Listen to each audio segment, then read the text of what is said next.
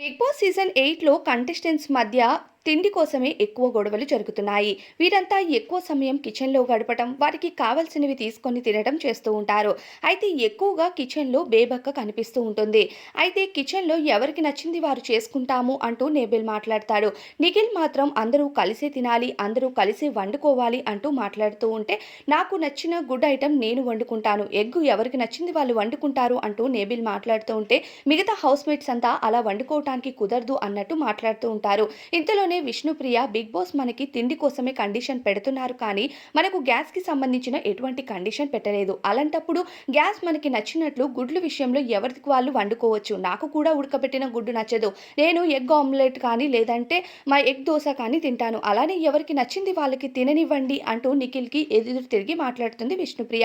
విష్ణుప్రియ చెప్పిన విషయంకి కొంతమంది ఓకే చెప్పినా మరికొంతమంది మాత్రం అలా చేస్తే కుదరదు అంటూ మాట్లాడతారు. మరి దీనిపైన అభిప్రాయం కామెంట్ చేయండి.